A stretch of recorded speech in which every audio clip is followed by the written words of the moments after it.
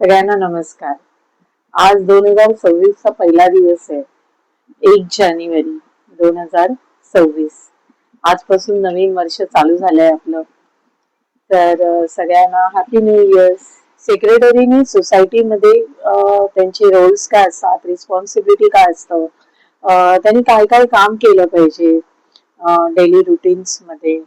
तर ते सगळं आपण अकॉर्डिंग टू बायलॉज हे मी तुम्हाला एक्सप्लेन करून सांगणार. फर्स्ट असतं की त्यांनी ऑर्गनाइज मीटिंग केल्या पाहिजेत, म्हणजे एजीएम असेल, एचजीएम असेल किंवा एमसी मीटिंग असेल. ह्या डिसाइड किंवा त्यांचा अजेंडा, त्यांचे मिनिट्स, हे सगळं सोसायटीचे सेक्रेटरी जे असतात त्यांचं काम आहे की त्यांनी मिनिट्स सर्क्युलेट केले पाहिजे.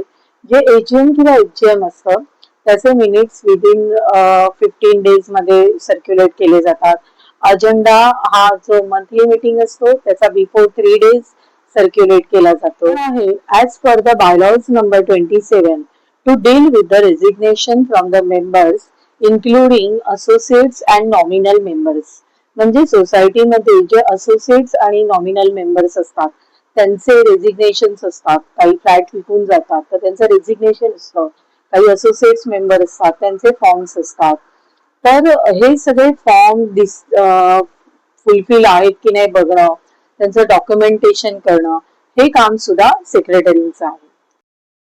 थर्ड आहे as per the bylaws number 32 to enter the nomination and revocation thereof the nomination register. सोसायटीमध्ये नॉमिनेशन रजिस्टर असतं तर त्याच्यामध्ये ते सगळ्या एंट्री करणं आणि त्याचा रेकॉर्ड मेंटेन करणं हे सुद्धा काम सेक्रेटरीचं आहे.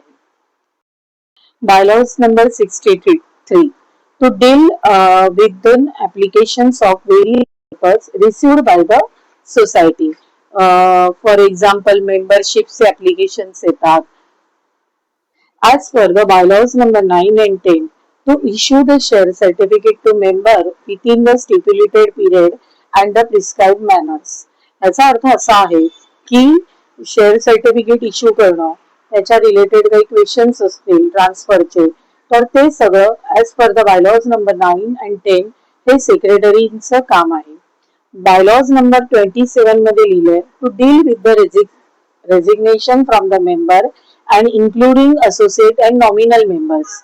म्हणजे ज्यांनी रेजिग्नेशन दिलेत, ज्यांनी फ्लॅट विकलेत, ते निघून गेलेत आणि त्यांच्या जागी न्यू मेंबर्स आले तर त्यांचे मेंबरशिप फॉर्म ऍप्लिकेशन्स असतात तर त्या चेक करणं.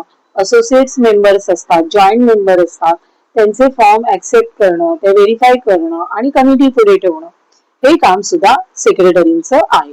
As per the bylaws number 47 to inspect the property of the society like leakages, repairing pipeline, maintain the society.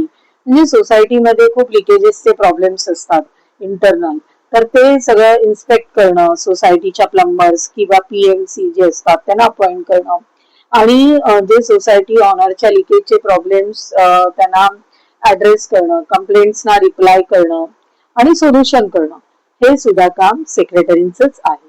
As per the bylaws number 49 to 54 to deal with the cases of the members continuously fail to pay the charges due to the society.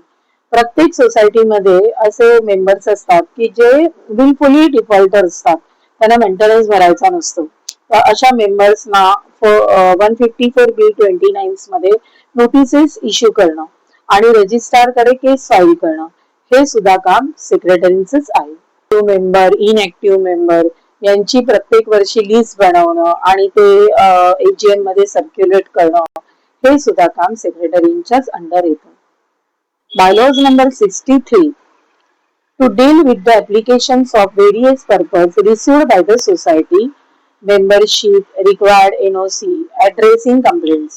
म्हणजे कोणाला membership applications असतील, कोणाला bank NOC पाहिजे असतील, कोणाला sale NOC पाहिजे असतील किंवा कोणाला कंप्लेंट्स असतील, इतर बऱ्याच कंप्लेंट्स असतात, पार्किंगच्या कंप्लेंट्स असतात, सोसायटी इंटरनल कंप्लेंट्स असतात, तर ते सगळ्या कंप्लेंट्स अटेंड करायच्या, एनओसीला एनओसी द्यायच्या, हे सुद्धा काम सेक्रेटरीच्या प्रोफाईल मध्येच येतं. तर bylaws number 108 to record the minutes of all the meetings of the general body, issue the notice of the meeting of the general body, The secretary of the society shall give 3 days clear notice of even meeting of the committee of all the members of the committee. ह्याचा अर्थ असा आहे की ज्या notices issue केल्या जातात, agenda लिहिला जातो, ते सगळं वर्क हे सोसायटी चे सेक्रेटरी करतात. एजीएम असेल तर त्यांना 15 डेज क्लिअर नोटीस द्यावी लागते आणि एमसी मीटिंग असेल तर त्यांना 3 डेज क्लिअर नोटीस अजेंडा देऊन सर्क्युलेट करायचं काम हे सेक्रेटरींचं आहे. For the bylaws number 152 to produce the records of the society before the different authorities concerned with the working of the society with the consent of the chairman.